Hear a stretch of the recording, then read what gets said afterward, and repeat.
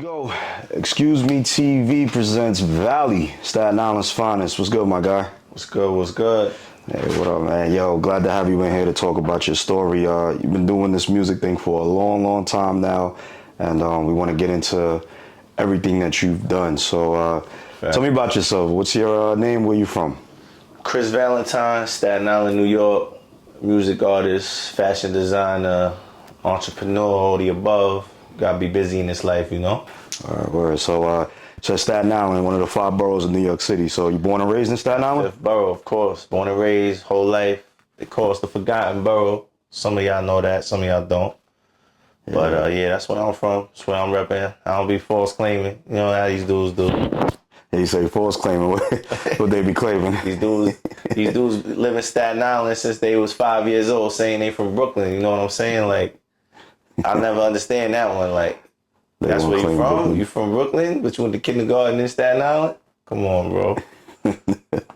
Yeah, so you went to kindergarten all the way through high school, Staten Island, 100%. Whole life. Never went to nowhere else. That's how till I died, know what I mean? All right. So when you went to school, you went to public school, private school? How was that? Went to both, actually. I mean, I started in public school. Then middle school, I went to private school, or Catholic school. Then I went back to public school in high school. So I was back and forth. You know, I was clowning and shit. I mean, nothing crazy, but like, you know, getting kicked out from a couple of high schools. So I was bouncing around. I played ball, so that saved me. You know what I mean? Basketball and all of that. But I actually did graduate on time. I went to 4 different high schools. That shit is crazy. People like, went to 4 high schools? Like, yeah. So, damn, 4 high schools. So there ain't even that many high schools on Staten Island to go around. Like, where'd you start? How did that happen? So I started at St. Peter's. I was playing ball for them. Got into some trouble. Got kicked out of there. They tossed me. I went to Port Richmond. That shit was a war zone, as I used to say. I told my mom to take me out of that shit if you want me to graduate. So I left there. Gave the Catholic school thing another go. In Farrow High School, I was playing ball for them. That wasn't for me neither, so I ended up transferring to Tottenville. Matter of fact, that's where we was at, you know what I mean? In Tottenville, that's crazy. Yeah, definitely, yeah, Tottenville High School, Pirates. So, it's funny, I went to 4 high schools too, but yeah, so, but not on Staten Island, like, I was all over. So, all right, so, at what point did you get into music? So you was playing ball, at what point did you start doing music? So the music started actually in 8th grade. I wrote this girl a poem. I was trying to get with her. Then I was like, let me write her a poem so I could bag it. She was the baddest joint in 8th grade. Of course, you know, we aim for the fences. And she was jacking the poem. She actually liked me off of the poem. So I was like, oh, all right. So put some words together. I was like, let me run with that. This was around the time when like Mace was popping and hip hop. So like, you know, it was like a smooth ladies joint tone. Like, so that actually worked out for me from that aspect as far as me now making it a real thing where I was like, oh, let me actually write some more rhymes like besides girls, you know what I mean? And then see what happens with that. And it just kept on going and going until, you know, where we at now. So you write the poem, then you start doing the music. So did you come up with a rap name? Was you had a nickname back then that you was being called? Like what was your name? So that was in Port Richmond, freshman year. My man Perry, shout out to my man Perry Shufit, Kurt Blackman, he named me Prosper. And I was like, all right, that's fire, Prosper. And I added the VIP, you know what I mean? Prosper VIP. And I was running with that for a minute. I mean, I actually got that tattoo on my arm. It was like my first tat when I was younger. But yeah, started with Prosper VIP and it was off to the races.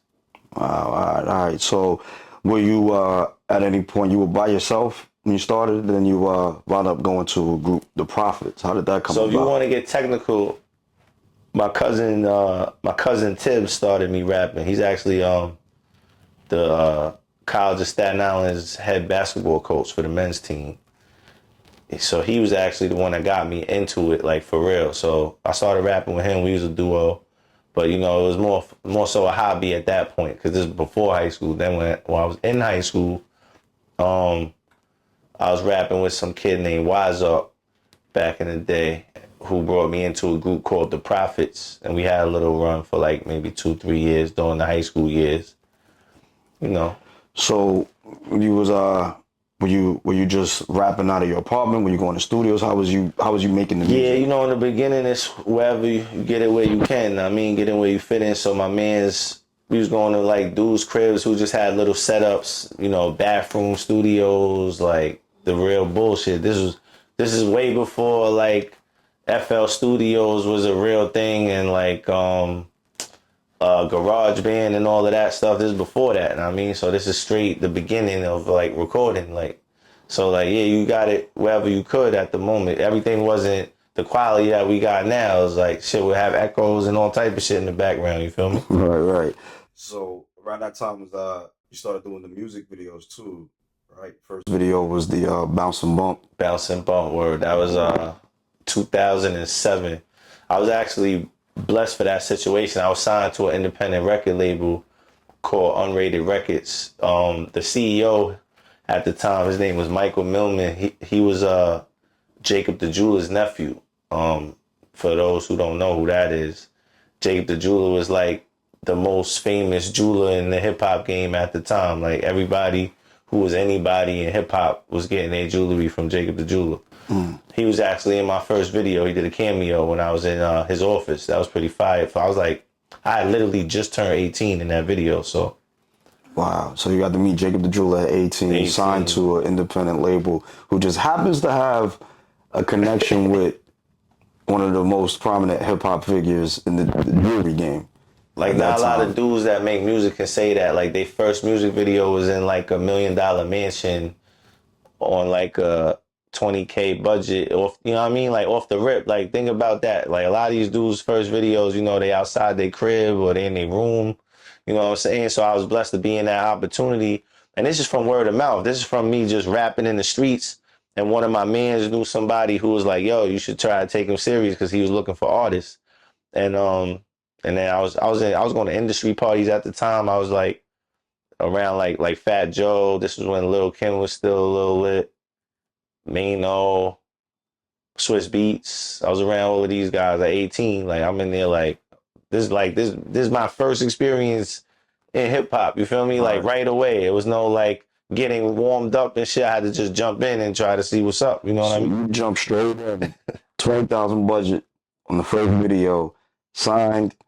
You're doing your thing, meeting all these industry people. So were you trying to work with them? Like how did that go? Like you're in a room with all of these people that everybody know. You trying to make it. So how was your interactions with trying to get in? So funny story. Not that it's a major hard thing to do, but I almost bagged Lil Kim from Mano. Mano blocked me. This is a real story. He ain't gonna remember, obviously, because I'm sure he was just blocking whoever at the time. I don't know if that was his joint for real, but like I was in the club, I seen Kim. Kim was eyeing me. Know what I mean, she looking at me. You know, Kim was a friendly person around these years. Know what I mean, so she eyeing me. I'm like, yo, Kim was good. I'm about to run down, about to chop it for real, about to, you know, see what's up. Mano gonna swoop in, put his arm over her like, yo, she's good, B, she's good. Turn on me, swerve on the nigga. I'm like, yo.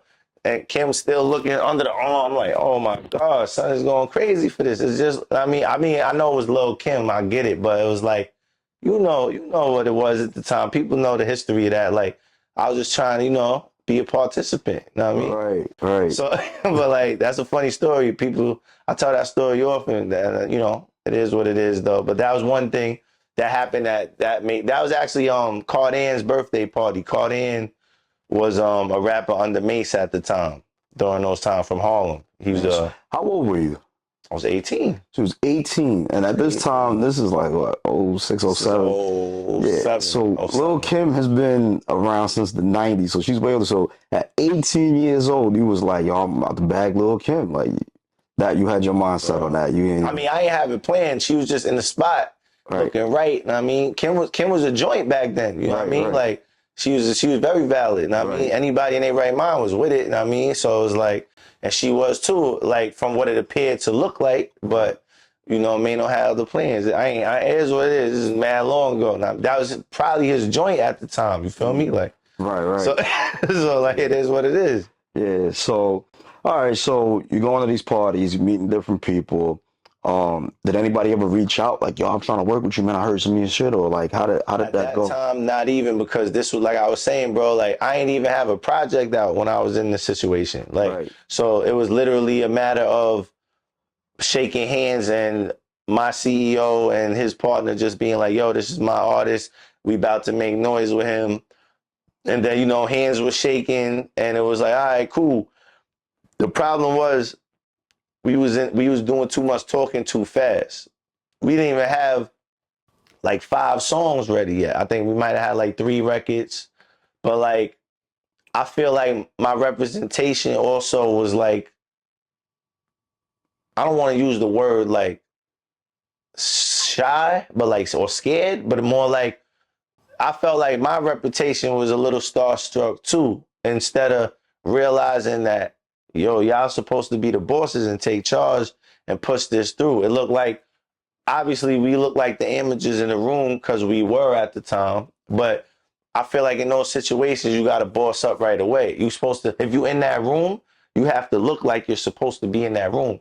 Dress wise, I mean, I always was, one to, shine and glitter the room up. That was always my forte. But what I'm saying is, as far as like the representation and the boss moves of being like, yo, this is what it is. Let's set up the date. Let's hit the studio. Let's do it. It was too much more like, hi, how you doing? Nice to meet you. It looked like it wasn't like proper Didn't look, business. yeah, It it was didn't more look like, professional, looked amateur. yeah, you know what I'm saying? So if Yeah. I could go back then, that's something I definitely would have changed. Like I would have wished my team had a stronger game plan when we was in these industry parties. Right. So you went in kind of blind, no music done, no project, no nothing. You just trying to, yo, this is me and this is what That's I'm trying it. to get in. All right. And they like, nah, we They good. like customers of Jacob the Jeweler just entertaining a conversation at the moment. You understand what Exactly. I'm saying? Right, right. So that's what we had So at the time. so now you in that situation, how long was you in that? Like what got you out of that? What made you move away from that? So then I made a couple. I put out a project with them. Put out a mixtape. One mixtape with Unrated Records. We shot that one video. We did the mixtape, but like I felt like they were trying to commercialize me too fast as well. So if you know the song "Bounce and Bump" from my fan base from back then that is familiar with that, that's a super commercial record. At that time, I was really outside, like not so much being a goonie, but like I was definitely in the streets, like like getting money, hanging around niggas that official niggas and shit like that. So it was like they was already trying to transform me into a commercial lane before I even had my feet wet in an authentic lane.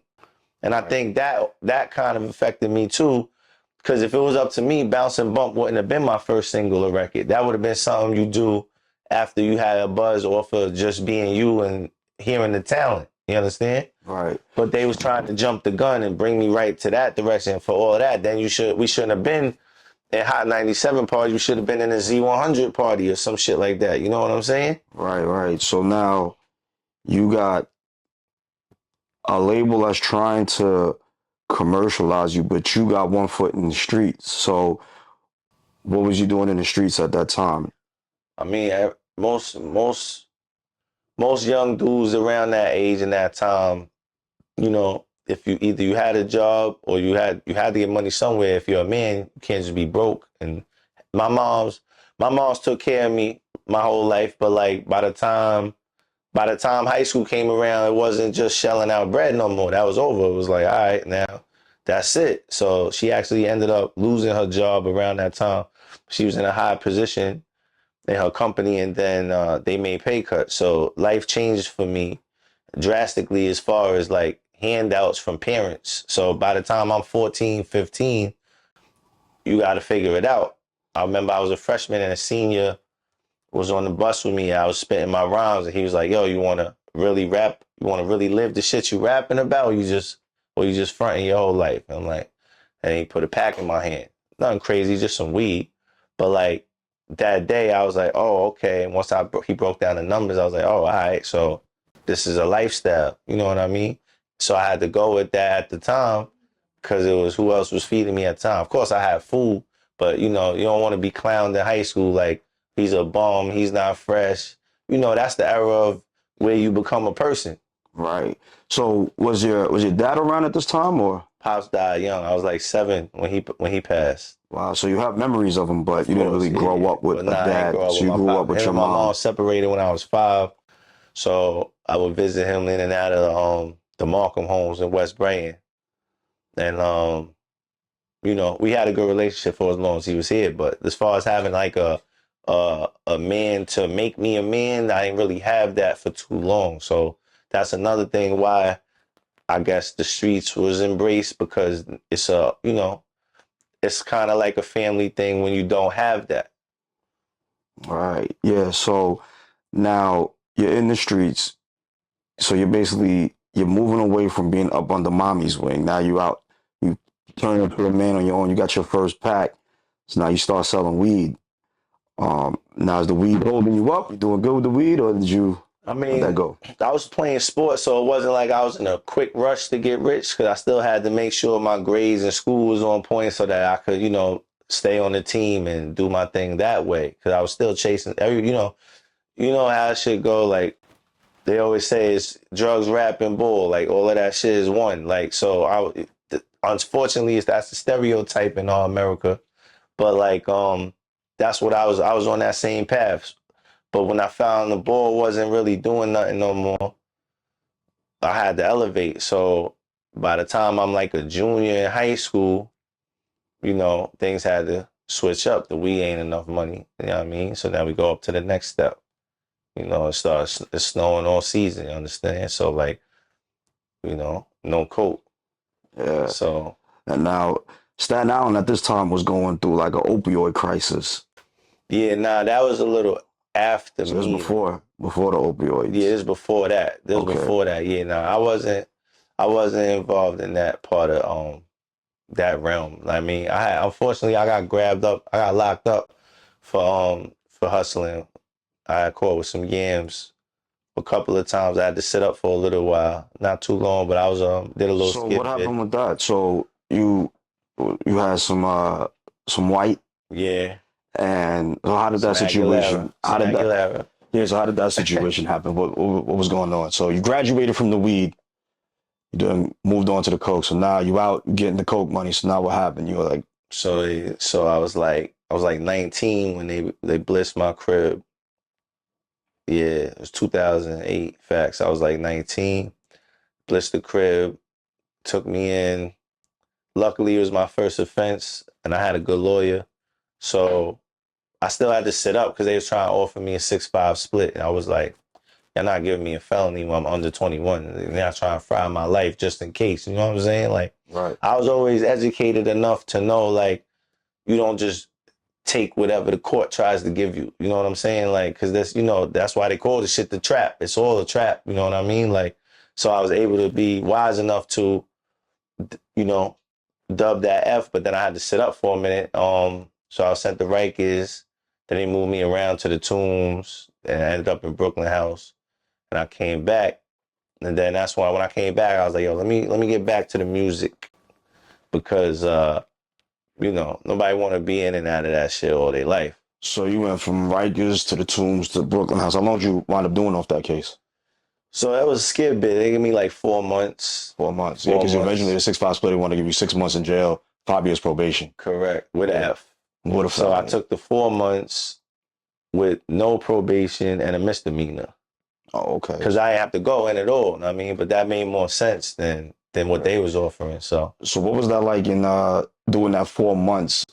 You're in jail, like everything kind of stops. Like you're thinking like, you felt like anybody snitched on you. Like where you think you went wrong where now you get locked up? Like what do you think was a misstep there? I mean, I'm gonna be realistic. I wasn't an everyday trapper standing outside like in front of buildings and the P's and shit like that. You feel me? So I was actually in like a good neighborhood getting to it. So it's like it ain't no way around it. I was like, how do you say? I'm sticking out like a sore thumb. You feel me? Like it wasn't too hard to put it together. I guess I probably got when you're young, you get sloppy as far as like you just spending money. You don't got no real responsibilities. So I'm buying chains. I'm copping cars. I'm living that that outside life. You feel me? So like, you know, I was unaware of my surroundings. I probably got too comfortable, and yeah, there was speculations of people talking. I'm not gonna get into all of that, but yeah. So unfortunately, you know, the cards ain't playing in my favor. That's what happened. All right, so you did the 4 months, like damn nap, coming home, get back to this music. So now Yeah. you come back. What was your first step after you get out? So the first thing I did, jump right back in the studio because I was writing crazy in there. The whole time I'm writing, I met mad dudes from like Queens, from Uptown, like good dudes. I mean, rapping every day. And that inspired me too to get more back in. Not that I was ever off it, but to take it more serious. To when I realized that I was like, okay, dudes is messing with my music outside of Staten Island, like that. They was like, all right, son is nice. So this was like, all right, so I'm just nice in general. This ain't just a local hobby. My mans thinks I'm good. This is strangers acknowledging my talent. You feel me? That were older than me or had put in more work with me with music as well. That I was like, let me just focus on this and fall back from the bullshit. I did end up having a kid though around that when I came home. Okay, so now you got a kid. That happened. Can't hustle the same way. No. Not at all. So now you're trying to stay straight. So what's the game plan at this point? Like now you're getting a little buzzy. Like okay, people are starting to feel my music. Right. So now what's the at this point? What's your blueprint? What do you think you're gonna do next? Like now what? Like So, you know, how to get a JOB. so now you got a job. I'm in the mall. I was working for a model company. I had to do something that was still wavy, you know what I mean? So I'm walking around telling chicks they beautiful and they should model, you feel me? Like I had done that before the arrest, but I went back to that just so I had that solid.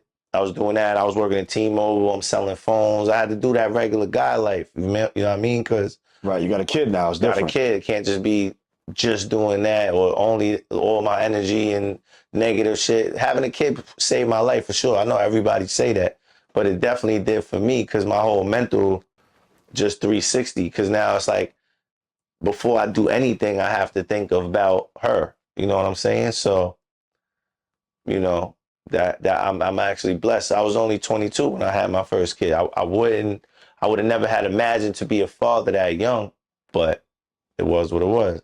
All right, so now you're still doing the music, but you're working. Stop hustling.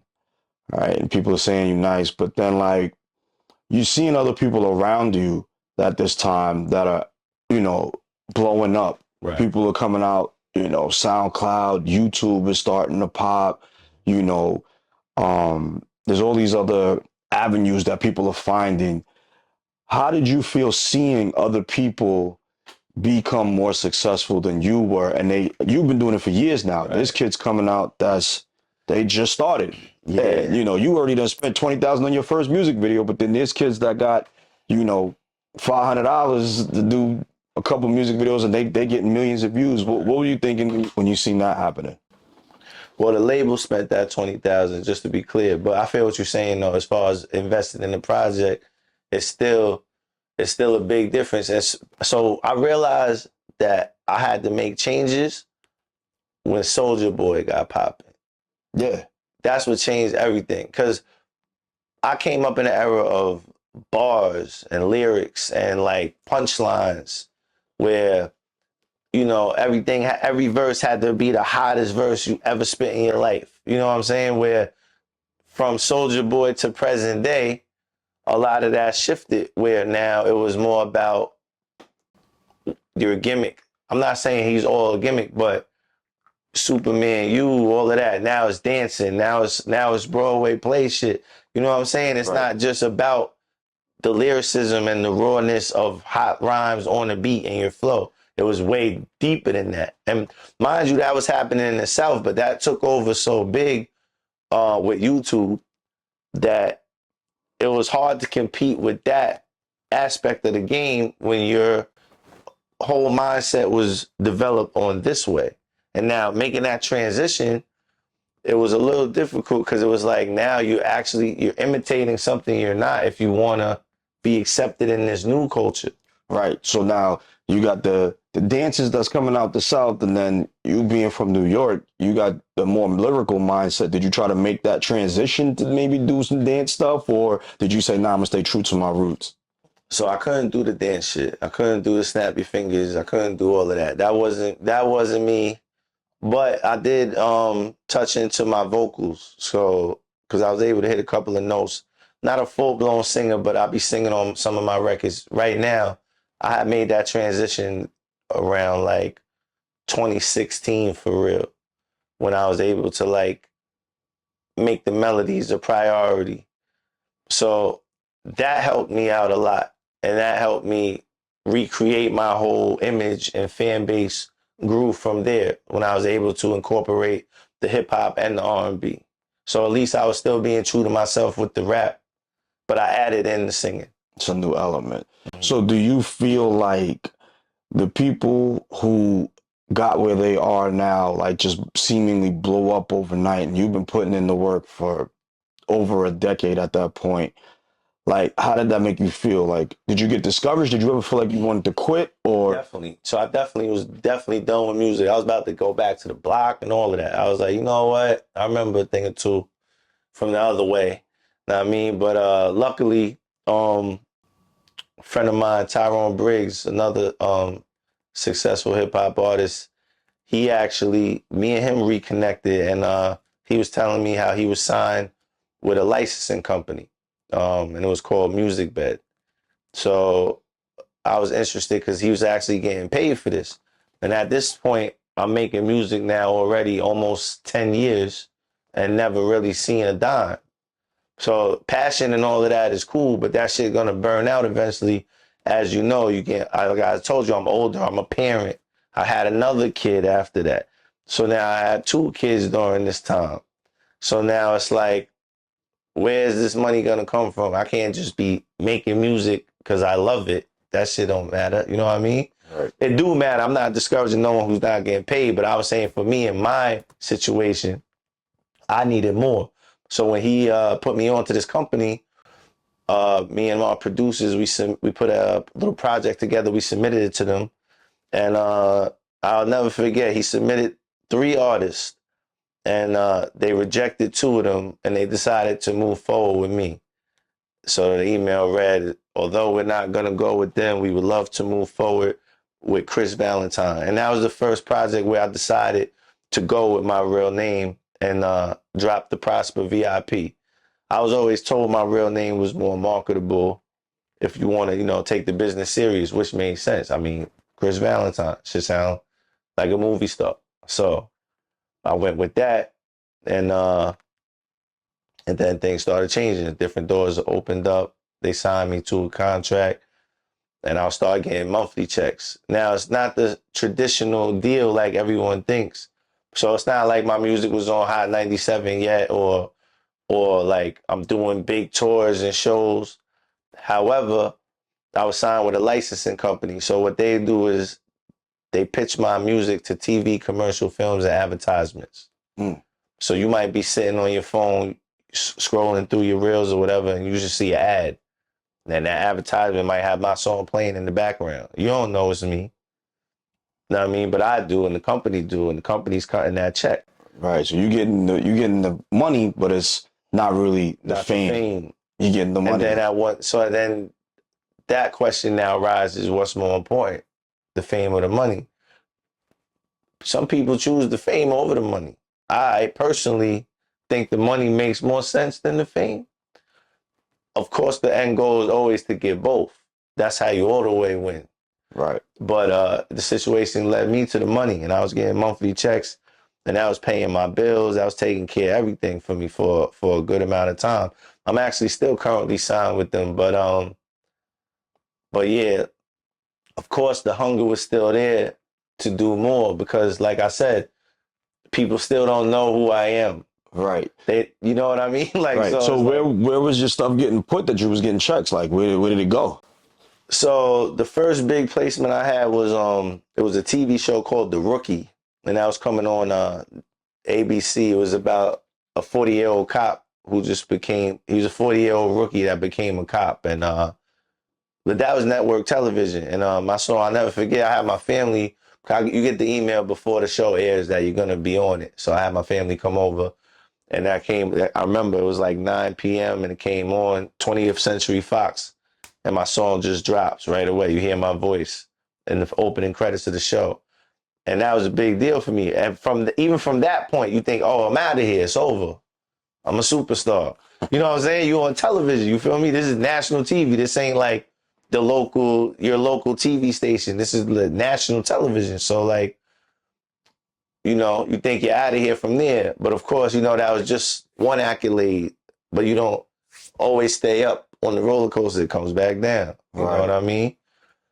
Then it was kind of dry. Little gigs. But then I did catch a big one. My biggest placement was back in 2020. I'm in the car. I get tagged on Instagram, welcome to Viral City. I'm like, who is this? I click on the video and I see Tom Brady posting my song on his Instagram. Wow. And I was like, that's crazy, because this was his debut as a Tampa Bay Buccaneer. So that was the year he first left the Patriots and won the Super Bowl with them, with the Bucks. So I was like, that's crazy. And that brought a lot of success and notoriety to my name after that placement. Funny thing about that, when we talking about the fame and the money, people don't even know there was barely any money in that, because that wasn't even scheduled. The Tampa Bay Bucks had licensed that record. Tom Brady just happened to hear it in training camp and posted it. So that wasn't even business. That was just pure luck of the draw of him being a fan of my sound and just putting that out there. Damn. So when you say the luck of the draw, do you feel like that's basically what it is? Is success in the industry almost luck, or is it the grind and the hard work? It's a combination. It's a combination. Sure. It's definitely. I'll never lie to you. Like, it's not. So for you, but you've put in the grind. Right. You put in the hard work. Right. You've had a little bit of luck. All right. You've had a level of success up until this point, but you still haven't broken that mainstream where, Chris Valentine's a household name. You still haven't got to that point. So what do you think it is that at this point, in the last 5 years, that you haven't done or you could have done better to get there? So, or do you think it's the talent? So the thing is, it's a combination of a lot, bro. So I always feel like a lot of this thing is timing. Most of this business is timing. And I feel like the more successful of the ones are the ones who stand out, because they're unique as far as maybe demographic. Like, think about dudes like Wiz Khalifa. Like, Wiz Khalifa was good, but he was a stoner. You knew him more for being high. Then we liked his music. Why? He's the only guy from Pittsburgh that was rapping at that time. Nobody was lit from Pittsburgh rapping like that. So demographics play a big part too. I'm from New York City. I'm from the Mecca of rap. I'm from where every motherfucker born in New York wants to rap. You know what I'm saying? So my competition is a lot different from others, because if you're from these main cities, you got to fight 100 times harder to make it above and beyond everyone else. Because like, it's different from being like Jack Harlow. You know what I mean? Like, now what's he got going for him?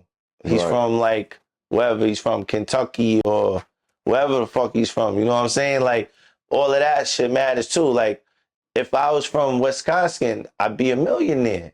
You understand? Like, with the same talent I have now and the same promotion, I feel like a lot of that has something to do with it. You know what I mean? I'm not saying that's the definite answer.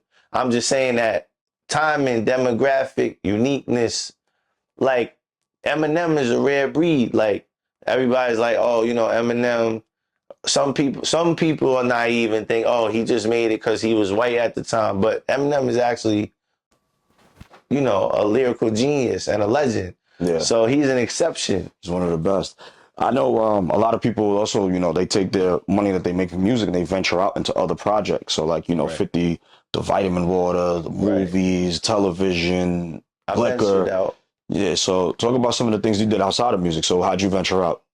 So then, like I told you before, fashion designer is also one of my titles and hats. And then, so from when you do these shows, like when I was performing in Texas, doing South by Southwest and the big events like that, I would have to bring merch out there because you know, as part of your show, it's always good to have a table, to have something that the people can buy or take with them to remember you if they're never going to see you again.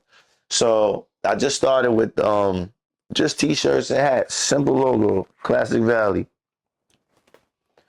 I didn't think much of it, but people was jacking it. I was getting good response. So when I came home, people was like, yo, I want that, I want that. So now I see myself producing more orders and more orders to local in the beginning, but I'm giving it out, I'm selling it.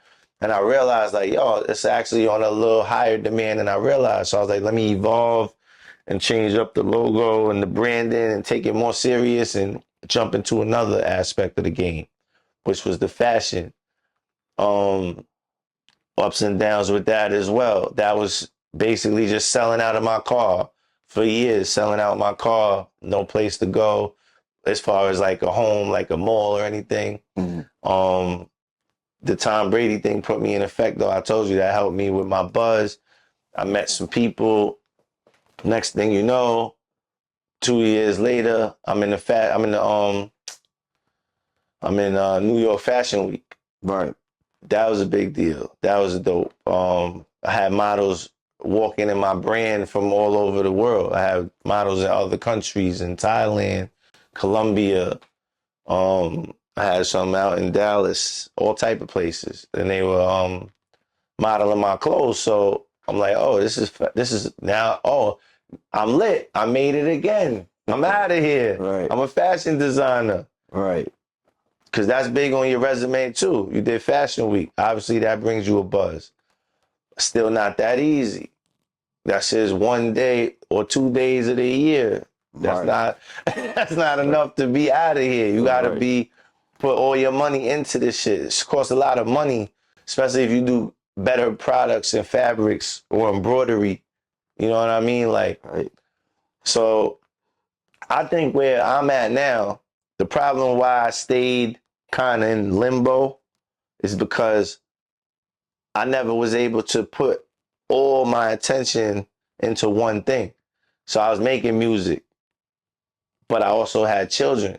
I'm not a deadbeat nigga. I'm not a deadbeat dad. I take care of mine.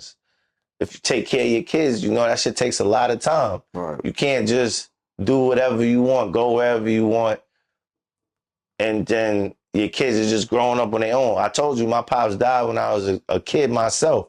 So me personally, I took pride in being a parent, even though I wasn't prepared to be one. Right. I had to make that decision like, all right, well, I'm going to be here for mine as long as I can control it. Right. You know what I mean? So that's time, music, parenting, clothing line pops off. That's time. But also, I'm not young anymore. That's what I was gonna ask. So now, So now your kids are starting to get older. So now they're listening to their favorite artists and their favorite music and things like that. So hip hop is one of those things that it feels like you get to a certain point where you almost get aged out of it. Like old rappers that are trying to, and that's the only genre. yeah, the other do that. genres don't have So that crazy. problem. With hip hop, it's like you can get aged out. So you do feel like you're approaching that age where you're too old with it. You the unk, the old head, the YNs don't want to hear what you're talking about no more. So that's the thing, man. Like, the good thing about me, I'm lucky enough that I always kept my youth. I'm still kind of energetic. I'm still in tune with the times. I'm not on unk time. As you can see, I try to keep up with my appearance. I try to stay in the loop of these things. So like, I'm not aged out yet, but I'm realistic to know it depends on what you're chasing. Can I compete with all of the dancing? Am I gonna be dyeing my hair green, purple, and pink, tatting my whole face and having 17 piercings? Hell no. That shit don't even look realistic. Right. For me.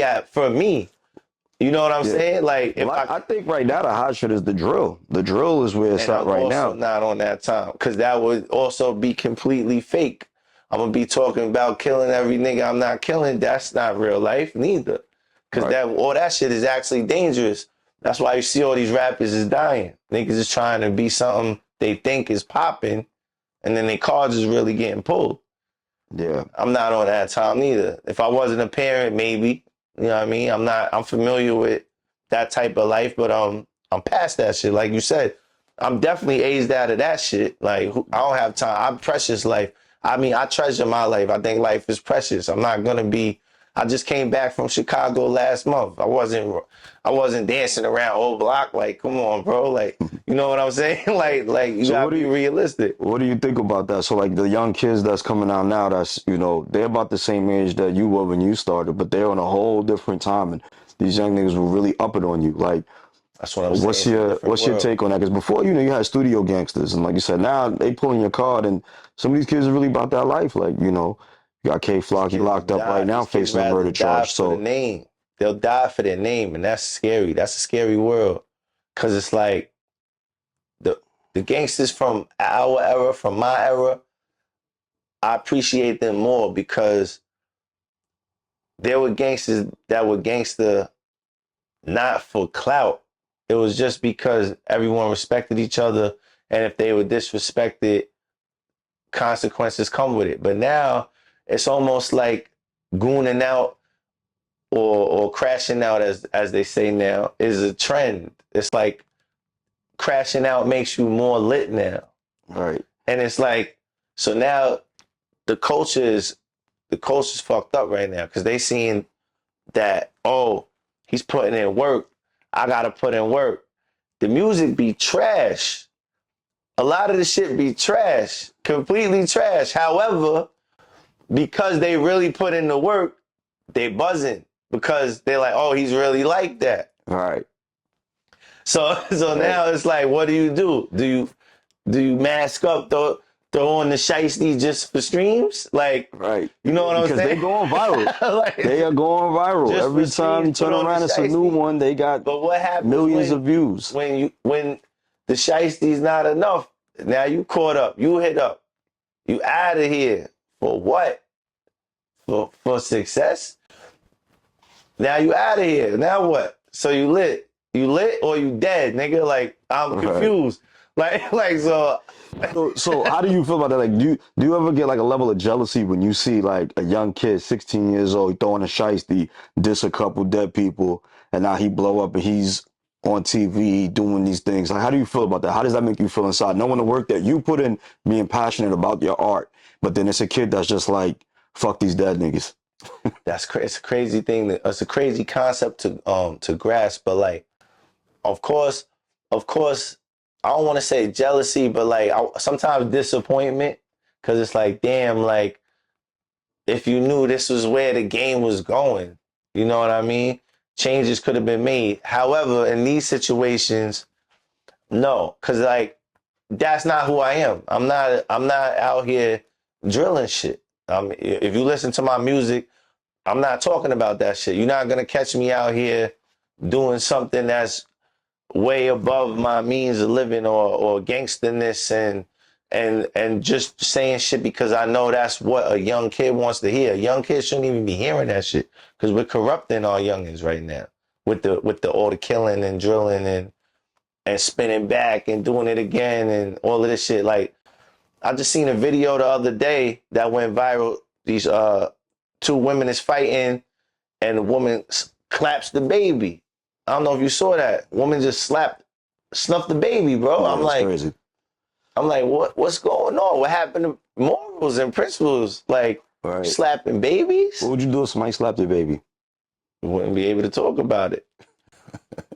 like you know, I actually wrote that in the comment. I said I would have said something like, "Daddy love you, stink. See you in 7, passion crime." Know what I mean? Right. Straight like that, like straight like that.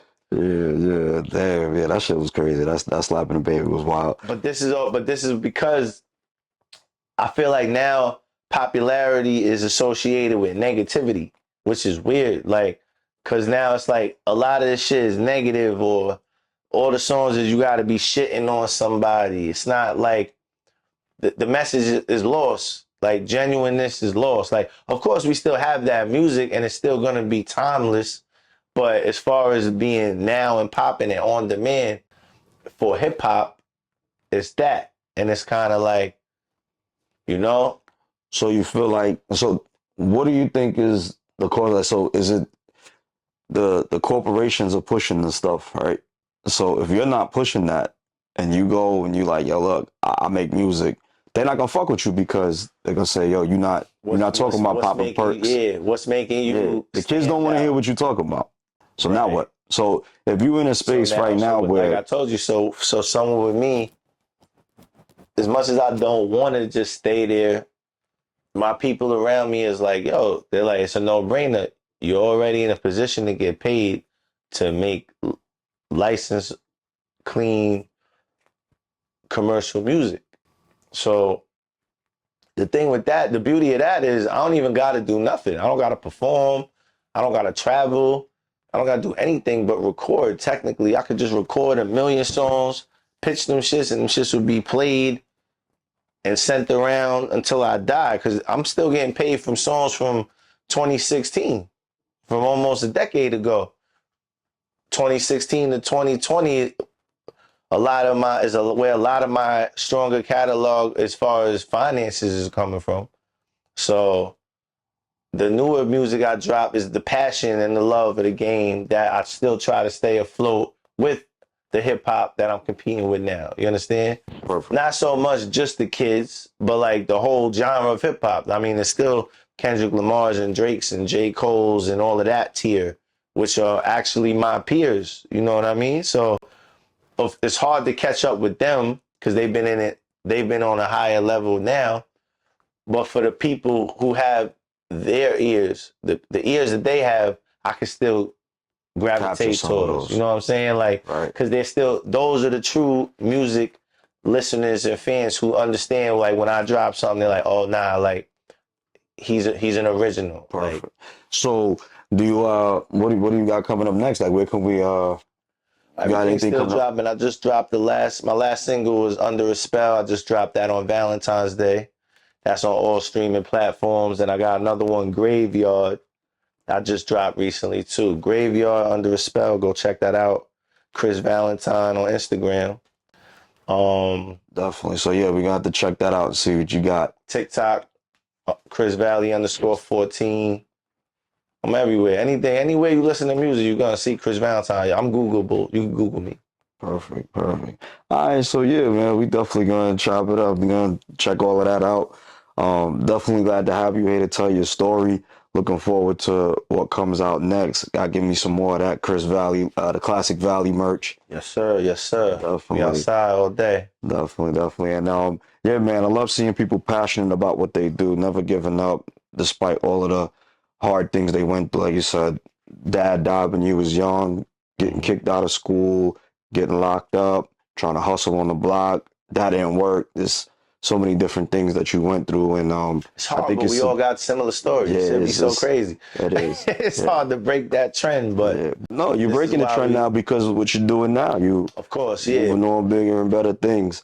So, what would be some advice to someone that you would give that, you know, a kid that's just getting started out, you know, a preteen that's like, yeah, I want to make music? Because nowadays it feels like this is the era where if you want to do something, you want to make music, you can do it. You don't have to pay for the studio and do all that stuff. You can do this stuff on your phone now. So what would you say to somebody who's just getting started out? What advice would you give to somebody like that? Take all the help you can get, but always be prepared to take control on your own.